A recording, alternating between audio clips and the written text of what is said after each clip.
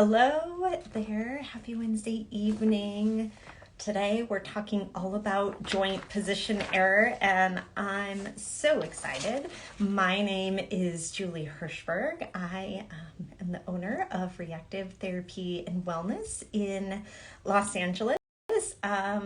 Hello, Peyton, join this live. And Josie, great to see you. And Justine, hey, and Angelica, nice to see you all. So I brought my target here. I brought my headlamp.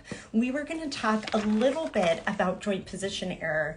And I want to be pretty particular here because joint position error testing or joint position sense in the cervical spine is something that was developed and used and has been researched in neck pain.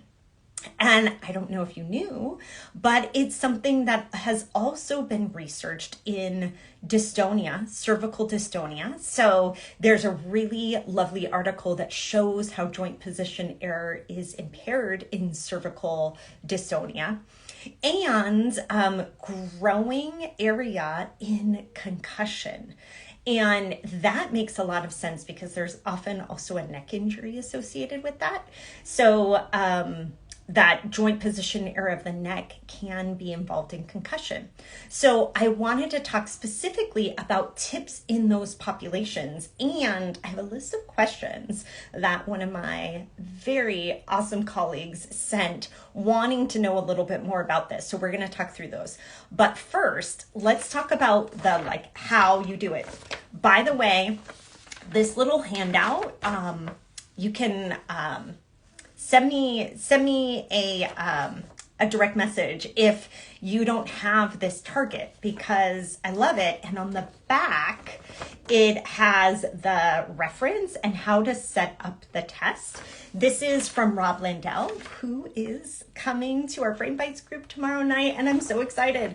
So, but it's available online as a PDF. And by the way, we have a newsletter that goes out every Friday, and I put together all of the links for this, for the head laser lamp that I love, for the research articles that I talk about. I put that all in our newsletter. So if you're part of our email list, you'll get that on Friday. If not, there's a link. You can sign up for our email list and you'll get all of these goodies. Every Friday, an email goes out.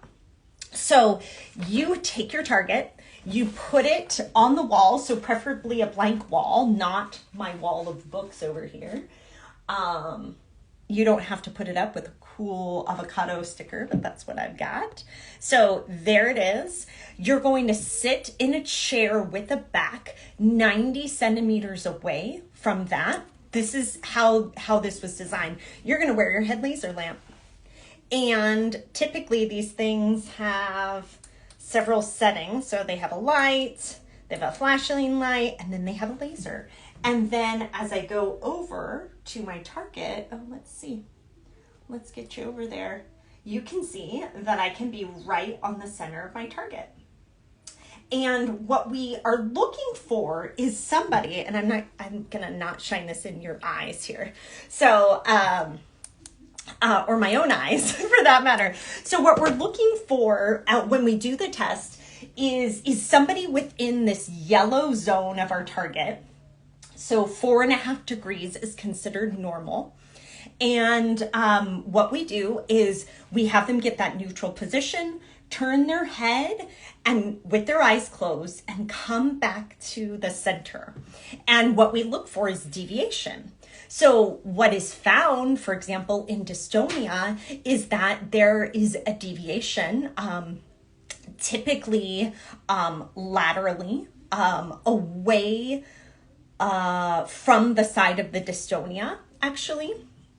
So that was found in the literature. And this is found to be highly correlated in neck pain as well, that there's impairments here. So showing us that the cervical joint proprioception is impaired. So that's how we do it. We interpret it by looking at, is it 4.5 degrees or better, or if it's worse. So a lot of times I'm testing this and people are completely off of the target. So then we know it's a greater than 4.5 degree. In fact, the target goes 1, 2, 3, 4.5, and 6 degrees, so that you can document that. Another thing that's been shown in the literature in a systematic review of this test is that you do need to test it at least 6 times for most accuracy. So doing 6 repetitions, I typically do it to the right, to the left, up and down, and then I'll also look at diagonals. And somebody asked me what other ways we might actually test it. I will also look to the right and left and back to the center, up and down and back to the center, so combined movements and back to the center, and diagonals and back to the center. Specifically, if I'm really thinking there is an issue, but the normal test of just one direction doesn't bring it up, I'll start combining movements, because that's what we do in everyday life, and then look for that impairment. So that's one piece that you can do to change up the testing for it.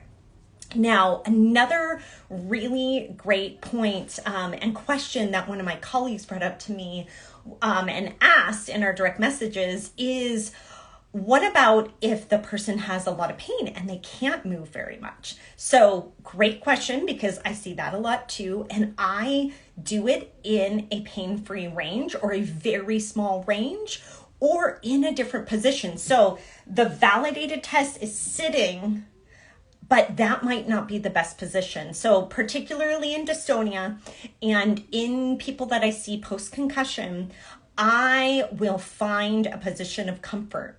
So that might be supine, that might be prone, that might be side lying, that might be quadruped. So that would be an option to take into the test if you wanted to. Another thing that I will do is not use the head. So I may put the laser light on, have them keep their head on the target, close their eyes, and move their body instead. So moving the body on the neck, and see if that center position changes. This is actually a test that has been advocated but not studied yet in a research trial. But this is a test that has been published. Another thing that I'll do is I will put the laser elsewhere. So we have a strap that we Velcro our laser to. And so I might put the laser on their chest or on their belly and look at different levels of the trunk and see not how far, but if they can move and come back to center, or can they keep it center when another part is moving? So when it comes to dystonia, when it comes to concussion, when it comes to a lot of our other neurologic disorders, brain injury, stroke, Parkinson's, sometimes that dissociated movement is impaired. And so this is a really great way to look at how you can dissociate along the spine. And heck, I put this thing on every body part. So I put it on limbs to check joint position error. So arms and legs and hands and feet, and do the same thing. I set it up with the target as well. And Justine, do you have them turn as much as they want with their eyes closed to test? I do. So I have them turn as far as they can and come back. And Justine also says that's usually what she does as well. And again, to the question that came up too in our messages, sometimes that's a very, very small motion. And I don't care how small, like that can be the tiniest movement, and then bring it back. So another thing that I wanted to tell you with dystonia is that sometimes the head laser lamp can really make things worse because it amplifies how much they're moving, meaning it's very clear and it's on the wall. Maybe they have a head tremor, maybe they have a strong pull, and it reinforces that visually to them. And so that's not for everyone, but sometimes that happens, and I find this is not an appropriate test. I do find, however, strapping it on another part of the body for somebody with dystonia is awesome. I also really love strapping it on as an external focus then, so kind of taking it into treatment, but this can be evaluation too, strapping it on if somebody has cervical dystonia, strapping it on, and then putting them into a different position. So quadruped is one of my favorite positions for somebody with dystonia, and then seeing if they have better control of that movement. And Justine asked, I would be curious, do you find that with functional dystonia, their proprioception is different in different positions? Absolutely, Justine, because we're talking about a connection problem. I do find it different, and I find it most impaired where their symptoms are the most impaired. So if it's a functional dystonia that tends to occur in supine, for example, I find their proprioception is most impaired in supine. And then, what I'm doing is I'm strapping this puppy to the ceiling to test it. Now, this gets a little tricky, getting 90 centimeters from the ceiling. But what I found, honestly, is that it's so impaired that it doesn't even matter that we have the target. It's clearly impaired. So yes, that's a great question. And so again, if the cervical dystonia, let's say maybe you have a functional dystonia or functional tremor happening in walking, in standing, then I'm going to do this joint proprioception, joint position error test in standing. And I might even do it with movement. I might do it on an uneven surface. And so Justine, so we could potentially use this as a positive test for FND. I don't know about that, Justine, because here's what's tricky, and I'm sure you find this too, is I see a lot of functional disorders post-concussion, and some of that might be actually driven by some of the sensory impairment that's coming from the concussion. So there's an overlap there, right? So it's like chicken, egg, what was caused by what? I think it would be pretty hard to say, but I will say in functional disorders, in concussion, in dystonia, this is where we have an overlap of some of the pathophysiology. Generally speaking, we see a smudging of the sensory map for our limbs and our neck, right? So that's been shown in dystonia. That's been shown in some respects in functional disorders as well. And definitely sensory deficits have been shown post-concussion or mild TBI. So then we want to test that out and then treat it. So I think, Justine, to your question as a positive test, I would say less from a differential diagnosis standpoint, but more from what are the underlying contributing factors. I find sensory problems as a huge underlying factor. And that's why I'm on here talking about this test, because it's let's not forget to do it, right? So let's not ignore the sensory system in some of these disorders and test it out. And let's use it in other populations besides neck pain. So dystonia, functional disorders. I mean, I use this a lot, to be honest, but post-concussion for sure. Now, there were a couple of other questions, and I didn't want to miss these. These were in the comments. Ideas for progressing and advancing in different directions. So I talked about this a little bit, but in dystonia, we want to be aware of it potentially being too much feedback and a lot of negative feedback. So I said, let's try it in different positions, right? So let's try the JPE. My favorite is quadruped, or sitting, or even standing down facing. This tends to be a position where a person with dystonia might have more control. So that would be a great position to try it out, and then progress to upright into those goal-oriented movements that you want to be in. Another question, really great question that a colleague sent me in a message as well, was what about when eyes closed? makes the symptoms worse. So I'm thinking particularly some of those dizziness symptoms potentially could be worse with eyes closed. Then what do you do? Because this whole test is with the eyes closed. So one of the things that I would say is to block vision without the eyes closed. So for example, if we've got the target on the wall, can we put something else in front that blocks the vision?